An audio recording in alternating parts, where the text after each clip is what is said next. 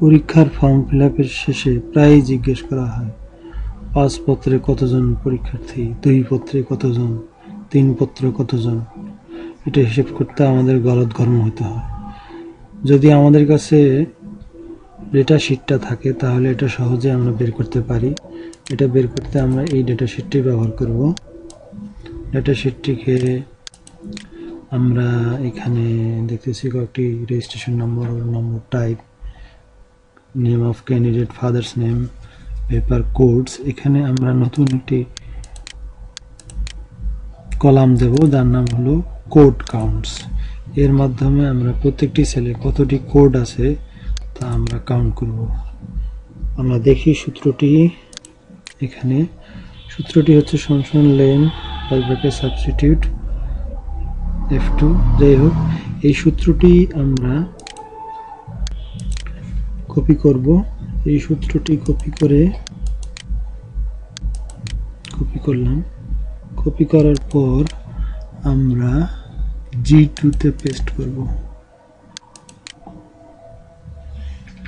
G2 তে paste করার পর আমরা এখানে মাউস কার্সার যখন রাখবো প্লাস চিহ্ন হবে, এটিকে আমরা ড্র্যাগ করে নিচে নামাবো। নিচে নামার পর এখানে দেখা যাচ্ছে যে প্রত্যেক সেলে কতটা করে কোড আছে তা কিন্তু আমরা দেখতে পাচ্ছি।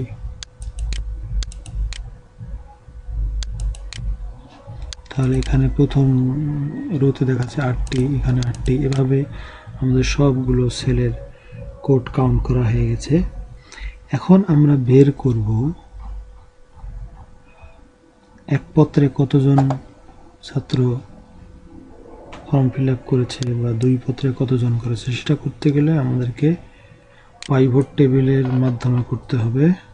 এটা সিলেক্ট করতেছি, কন্ট্রোল শিফট ডাউন অ্যারো, সবগুলো সিলেক্ট হয়ে গেল। এরপর আমরা যাব ইনসার্ট পাইভট টেবিল। ওকে, পাইভট টেবিলের এখানে আমরা কোড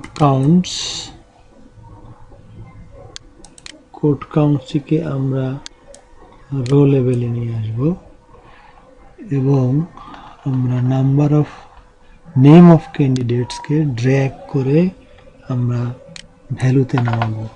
তাহলে আমরা এখন দেখতে পাচ্ছি বাম দিকে, এখানে আমরা দেখতে পাচ্ছি যে কোন কোডে কোন পত্রে কতজন, যেমন 1 পত্রে কতজন করেছে এখানে আমরা দেখতে পাচ্ছি আমরা এখানেই।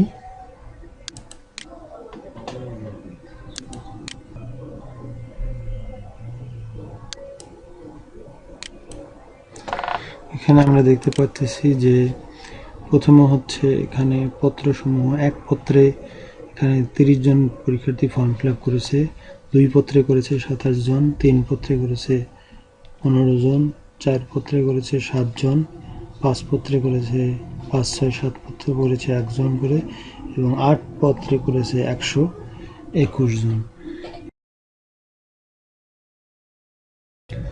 এখানে আরেকটি মজার বিষয় হচ্ছে যে আমরা কোন পত্রে যদি ধরি 4 পত্রে 7 জন পরীক্ষার্থী 4 পত্রে ফর্ম পূরণ করেছে এবং এই ছাত্রগুলো কারা, এদের নাম যদি আমরা জানতে চাই তাহলে এখানেই শুধু ডাবল ক্লিক করব।